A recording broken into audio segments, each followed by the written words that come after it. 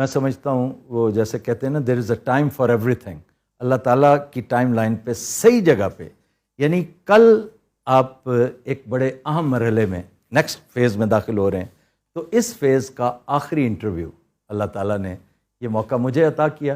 میرا آپ کے ساتھ تعلق، میری آپ کے لیے ریورنس، یہ کوئی ڈھکی چھپی بات نہیں ہے، لیکن آج میں یہاں پر آپ کے ایک ایڈمائرر اور دوست کی حیثیت سے نہیں آیا، I am here as a journalist, تو میں بالکل بے لاگ گفتگو کروں گا۔ آپ جس بات کا جواب نہ دینا چاہیں مجھے کہنے کی ضرورت نہیں ہے، یو آر ایٹ لبرٹی، آپ کہیے کہ بھئی پاس، آپ اگلی بات کریں۔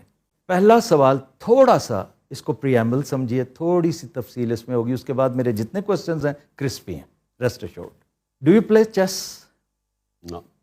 شطرنج کی سمجھ بوجھ کچھ تھوڑی بہت ہے آپ، کیونکہ سپورٹس مین تو ہیں آپ؟ سرسری ہے، سرسری، کیونکہ وہ گیم آف تھرونز کہی جاتی ہے، وہ گیم جو ہے نا وہ اقتدار کی جنگ ہے، اس میں جو کچھ ہوتا ہے۔ تو مختصراً میں یہ کہوں گا سمجھانے کے لیے، تمثیل ہے یہ کہ جب بھی کوئین کو موو کیا جاتا ہے نا تو وہ کسی نہ کسی فگر کی شہ پہ ہوتی ہے، کسی طاقت پہ ہوتی ہے، یا نائٹ ہوتا ہے، یا بشپ ہوتا ہے، یا کاسل ہوتا ہے، ورنہ کوئین کا جس طرف دل چاہے وہ پہنچ جائے۔ بالکل اسی طرح جیسے اس گلوبل ولیج میں دو چودھریز ہیں، پہلے سوویت یونین تھا، امریکہ تھا، اب چائنا ہے along with رشیا اور the sole سپر پاور امریکہ۔ گاؤں میں جب بھی کوئی جھگڑا لڑائی کسی نے، کوئی چھوٹے ذمہ دار نے کو مول لینی ہو نا ایک چودھری کے ساتھ، تو دوسرے سے کوئی تھوڑی سی سپورٹ بھی لے لیتا ہے، تھوڑا سا اس کو کانفیڈنس میں بھی لے لیتا ہے، اور خاص طور پر جب دوسرے چودھری کو یہ پتہ ہو کہ بڑے چودھری کے تمام معاملات نہ صرف اس بیچارے چھوٹے ذمہ دار بلکہ میرے لیے بھی خطرے کا باعث بن سکتے ہیں، تو آپ نے اتنا بڑا نعرہ ایبسولیوٹلی ناٹ کا لگا دیا اس دوسرے چودھری کو جو آپ کے نیبرہڈ میں تھا، کانفیڈنس میں لیے بغیر۔ میں نے 20 سال سے یہ جو نعرے کی آپ ایبسولوٹلی ناٹ کی بات کر رہے ہیں، 20 سال سے میں یہ کہہ رہا تھا کہ ہمیں امریکہ کی جنگ میں شامل نہیں ہونا چاہیے، ہماری جنگ نہیں ہے۔ 9/11 میں کوئی پاکستانی ملوث نہیں تھے، القاعدہ افغانستان میں تھی، تو پاکستان کا کیا لینا دینا تھا؟ اور میں نے یہ بھی کہا کہ ایک دفعہ آپ نے 80 کی دہائی میں یہ کہا جناب جہاد ہے فورن آکوپیشن کے خلاف، جب سوویٹس آئے ہوئے تھے افغانستان۔ اب آپ کہہ رہے ہیں کہ امریکی وہاں پہنچ گئے ہیں تو آپ کہہ رہے ہیں کہ دہشت گردی ہے۔ تو میں نے ان کو سمجھایا اور بولا بھی اپنی تقریروں میں، اسمبلی میں بھی میں نے بات کی کہ اگر آپ اس وقت امریکہ کی جنگ میں شامل ہوں گے تو وہ جو لوگ جن کو آپ نے تیار کیا ہوا تھا جہاد لڑنے کے لیے، ان کو آپ کیا کہیں گے کہ اب یہ دہشت گردی، وہ اگر وہ نہیں مانیں گے، اور انہوں نے نہیں مانی، اور ہوا کیا کہ وہ ہمارے خلاف ہو گئے، اور انہوں نے کہا کہ آپ امریکن کولیبریٹرز ہیں، آپ نے، انہوں نے سیدھا کہا کہ آپ نے دھوکہ دیا ہے، یعنی جہاد کے خلاف آپ چلے گئے۔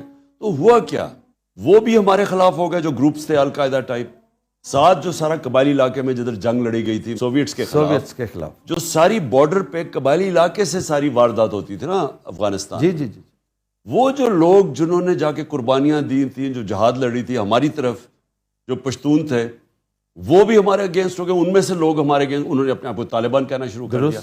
تو پاکستان کا نہ لینا نہ دینا تھا، ہم نے 80,000 اپنے لوگوں کو قربان کر دیے کسی اور کے لیے۔ تو میں تب سے لگا ہوا کہنے کہ ہم ہمیشہ امن میں تو آپ کا ساتھ دیں گے، لیکن ہم آپ جنگ میں آپ کا ساتھ نہیں دیں گے۔ اب وہ جب انہوں نے اس سے میرے سے پوچھا کہ جی آپ کو آپ بیسز دیں گے امریکہ کو، تو وہ تو میرا ایک 20 سال سے میرا بیانیہ تھا، میرا نظریہ ہے۔ میں سمجھتا ہوں کہ پاکستان کی ایک آزاد فورن پالیسی ہونی چاہیے۔ آزاد فورن پالیسی کا مطلب کہ ہماری فورن پالیسی وہ ہو جو ہمارے لوگوں کے مفادات کے لیے ہو، ہماری فورن پالیسی وہ نہ ہو جو اپنے لوگوں کو کسی اور کے لیے قربان کرو۔ تو میں تو یہ تو میرا ایک نظریہ ہے۔ میں نے جب پالیٹکس شروع کی تھی 3 میرے نکات تھے: خودداری، عدل اور انصاف، اور فلاحی ریاست انسانیت۔ یہ 3 پہ میرا بیس ہے، وہ آج بھی میں وہاں کھڑا ہوں۔ وہ تو درست ہے، آپ نے ایک نعرہ بلند کیا، نعرہ مستانہ اسے کہنا چاہیے، لیکن آپ نے کسی کی شے بھی تو لینی تھی نا، کیونکہ آپ نے اپنے آپ کو ایکسپوز کر دیا۔ ہماری وہ پوزیشن ہرگز نہیں تھی۔ آپ کو پتہ ہے کنزر کو آپ میرے سے زیادہ جانتے ہیں، یہ مصدق کے معاملات سے، بلکہ اس سے بہت پہلے لیٹن امریکہ میں جو شروع ہوا، بنانا ریپبلکس میں جو کچھ ہوا، اس سارے معاملے کو ذہن میں رکھتے ہوئے، آپ تاریخ کے اسٹوڈنٹ ہیں، آپ کو ان دوستوں کے ساتھ کچھ تھوڑی بہت گفت و شنید کرنی چاہیے. ایک لوک وارم, مجھے اجازت دیجیے یہ کہنے کی, کیونکہ بہرحال میں آپ کا ووٹر بھی تھا اور مجھے محسوس یہ ہوا کہ یہ ایک طرح سے فیلئر ہے آپ کی فارن پالیسی کا, کہ آپ کے پرسنل ریلیشن شپ ایسے ہونے چاہیے تھے کہ چائنا کو احتجاج کرنا چاہیے تھا کہ اس میں وہ آپ کا جو ایک نیریٹو تھا کہ بھئی یہ اس میں رجیم چینج کے شواہد موجود ہیں, چائنا نے ایسا کچھ نہیں کیا. دوسرے تیسرے دن مبارکباد دی جا رہی ہے اور وہ سارا سلسلہ. اصل میں آفتاب دیکھیں, پہلے تو یہ کلیئر ہو جائے کہ اگر میں نے اپنے ملک کی خودداری یا ساورنٹی کے اوپر میں نے سودا کرنا تھا تو اس سے بہتر ہے کہ میں نہ ہی وزیر اعظم رہوں. یہ میرے سے اگر یہ سمجھے کوئی کہ میں اپنے لوگوں کو کسی اور کے لیے قربان کروں گا, کسی اور فارن پالیسی آبجیکٹیوز کے لیے, جو اصل میں اگر آپ بیس دے دیتے ہیں, یا اگر آپ ہمیں یہ کہیں کہ نہیں جی آپ روس نہیں جا سکتے, آپ کون ہیں ہمیں کہنے والے روس نہیں جا سکتے؟ ہندوستان ان کا اسٹریٹجک ایلا ہے, وہ روس سے تیل بھی لے لے, وہ ہتھیار بھی لے لے, اور وہ آپ کا اکنامک پارٹنر بھی بن جائے اور پولیٹیکل پارٹنر بھی بن جائے, تو ہمیں وہ کہیں کہ نہیں جی آپ روس نہیں جا سکتے, چائنا کی آپ کی ریلیشن شپ زیادہ قریب ہو گئی. یہاں لائن ڈرا کرنی پڑتی ہے کہ آپ کھڑے ہوتے ہیں کہ نہیں مجھے 22 کروڑ پاکستانیوں نے الیکٹ کیا تھا, میری ذمہ داری میرے 22 کروڑ پاکستانی ہیں, پھر میں باقی چیزوں کا سوچوں گا. میری ہمیشہ یہ سوچ ہے کہ ایک ملک جب اٹھتا ہے خودداری سے اٹھتا ہے, قومی غیرت سے وہ ملک اٹھتا ہے. کبھی بھی جوتے پالش کر کے کوئی قوم آج تک اوپر نہیں اٹھا. خان صاحب, اس معیشت کے ساتھ کیسی خودداری, کیسی غیرت, یہ سارے تو کلیشز لگتے ہیں. آپ انڈیا کی مثال دے رہے ہیں, انڈیا کی معیشت دیکھیے آج کہاں پہنچی ہوئی ہے. میری گزارش صرف یہ, کیا ہی اچھا ہوتا, آپ یہ بڑے خوش آئند اقدامات ہیں آپ کے, ہر پاکستانی آپ کو اپریشیٹ کرتا جو آپ کر رہے ہیں, ماں سوائے بیگرز کے, کہ ٹھیک ہے جناب آپ خودداری مصلحت کوشی بڑی اچھی بات ہے, لیکن چائنا جو آپ کے بالکل ساتھ بیٹھا ہوا ہے, جس کی انسرکلمنٹ کے قصے بڑے ہواؤں میں لکھے جا چکے ہیں, آپ اس کو تو کانفیڈنس میں لیتے. دیکھیں لوک وارم ان کا آیا کہ نہیں, بس صرف اتنا بتا دیجئے. آفتاب میں آپ کو ایک بات, دیکھیں لوگ دعویٰ کرتے ہیں لا الہ الا اللہ, ہر مسلمان دعویٰ کرتا ہے, لیکن وہ بتوں کے سامنے جھک جاتا ہے. یہ سارے بت ہیں, خوف کا بت, پیسے کا بت, میں کا بت, یہ سارے بت ہیں کہ جی میں کیا اپنے نظریے سے پیچھے ہٹ جاؤں. میرا دل ہی نہیں مانتا کہ میں کسی کی غلامی کروں.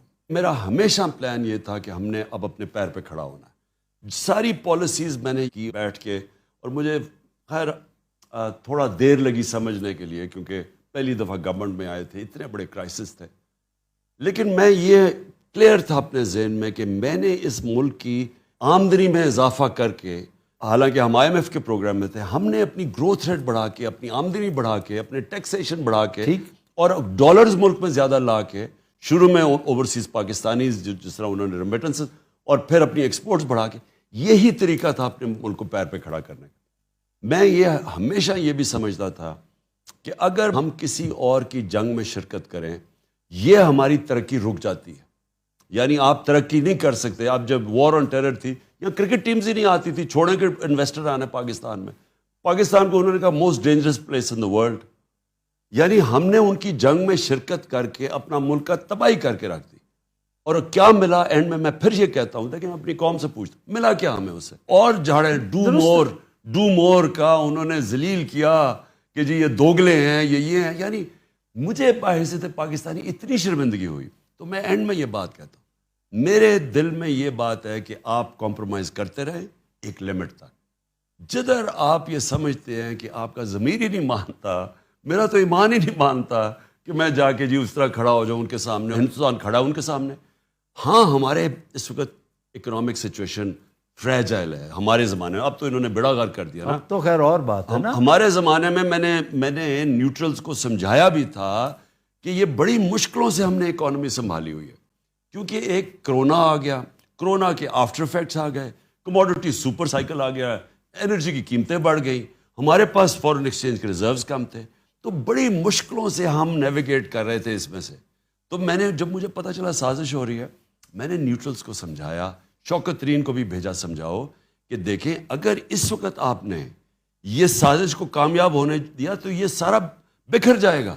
یہ بڑی مشکلوں سے ایک مارکیٹ کا آج کانفیڈنس ہے.